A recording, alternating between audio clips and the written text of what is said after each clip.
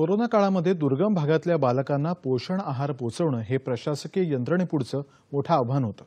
अशावेळी रेणू वसावे या अंगणवाडी सेविका आपल्या लहान लेकरासह गावातल्या लहान मुलांचा आहार घेऊन सातपुडा पर्वतरांगेमध्ये नर्मदा नदीकाठी अतिदुर्गम पहाड्यावरती नियमितपणे जातात। टाळेबंदीच्या काळातही स्वतः बोट चालवून आहार पोहोचवणाऱ्या अंगणवाडी सेविकेचं सर्व स्तरातून कौतुक होत आहे। नंदुरबार जिल्ह्यातल्या अतिदुर्गम भागात लॉकडाऊनच्या काळात अंगणवाड्यांमध्ये पोषण आहार पोहोचवण्यात अनेक अडचणी येत होत्या। अशा प्रतिकूल परिस्थितीतही चिमलखेडी इथल्या अंगणवाडी सेविका रेणू वसावे यांनी आपलं कर्तव्य प्रामाणिकपणे पार पाडलं। कधी डोंगरवाटेतून वाट काढत, कधी स्वतः बोट चालवून, तर कधी स्वतः पोहत जाऊन त्यांनी शासनानं दिलेला पोषण आहार पोहोचवण्याचं काम पार पाडलं। तसंच गावातील महिलांना कोरोनापासून वाचवण्याची माहितीही दिली। आजारी बालकांना फिरत्या दवाखान्यांपर्यंत नेलं।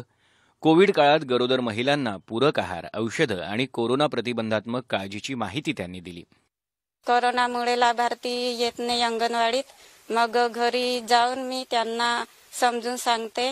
पोषण आहार घेऊन येते मी बोटीने। 2 तास नर्मदेमध्ये 2 तास प्रवास करून आणते मी। केंद्रावर आणून मग पालकांना बोलवते, सगळ्यांना आहार वाटप करते। अंगणवाडी बंद असल्या तरी रेणूताईंचं काम थांबलं नव्हतं। त्यांच्या या कार्यात त्यांचे पती रमेश वसावे यांचं त्यांना प्रोत्साहन मिळत होतं। सगळ्यात महत्त्वाचं म्हणजे हे सगळं काम त्या अत्यंत आनंदानं करत होत्या।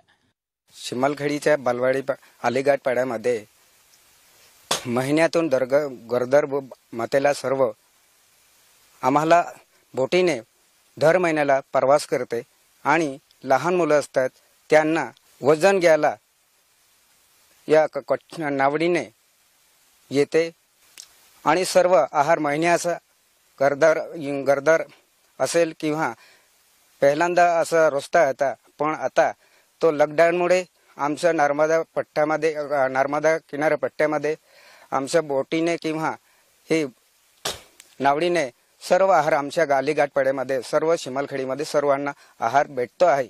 चिमलखेडी हे अतिदुर्गम भागातील अंगणवाडी केंद्र आहे। येथील अंगणवाडी सेविका रेणूताई हिने खरंच खूप कौतुकास्पद काम केलेलं आहे। अंगणवाडी स्तरावर ज्या सेवा दिल्या जातात, मग त्यामध्ये पूरक पोषण आहार असेल, THR असेल, हा लाभार्थ्यांना त्यांच्या घरोघरी बोटीने पोहोचवण्याचं धैर्यवान कार्य सदर सेविकेने केलेलं आहे आणि या तिच्या कार्याचं कौतुक जिल्ह्याने, राज्याने आणि राष्ट्रीय स्तरावर होत आहे।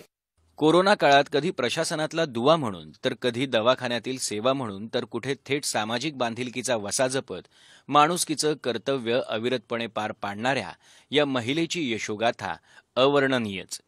अन्य अंगणवाडी सेविकाही नक्कीच त्यांच्यापासून प्रेरणा घेतील। दूरदर्शनच्या बातमीसाठी जगदीश जयस्वाल, नंदुरबार।